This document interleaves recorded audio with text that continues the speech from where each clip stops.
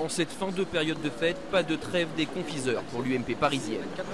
Pendant la nuit du réveillon, c'est la dissidente Géraldine Poirot-Gauvin qui a lancé les hostilités. Ironique, celle qui va se présenter dans le 15e arrondissement publie cette photo sur Twitter avec ce commentaire en légende. Breaking news, première photo des convives du réveillon de l'UMP 75. Courage Nathalie. S'ensuit un échange très coloré avec le secrétaire national de l'UMP, François-David Craven. Champion du monde de la Commedia dell'arte, bonne année quand même Ripou. L'ambition du néant, bonne année à toi, folle dingue. Comme pour éviter la moindre pause dans ses amabilités, quelques heures plus tard, c'est au tour de Roxane Decorte de mettre la droite parisienne dans l'embarras. Cette ancienne proche de Philippe Séguin devait être numéro 2 dans le 18e arrondissement.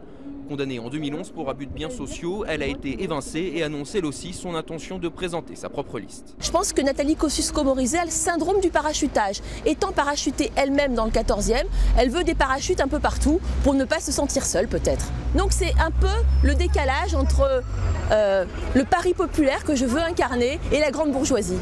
Des critiques reprises par le centriste Jacky Majda. Malgré l'accord trouvé laborieusement entre l'UDI et l'UMP hier, il se présentera en dissident dans le 3e arrondissement. D'une façon générale, dans tous les arrondissements, on a mis des gens qui étaient parachutés. C'est surtout des copains d'eux, des fils d'eux.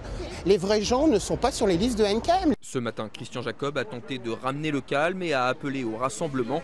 Pas sûr que cela suffise à endiguer une dynamique déjà très défavorable pour l'UMP, annoncée battue par tous les sondages.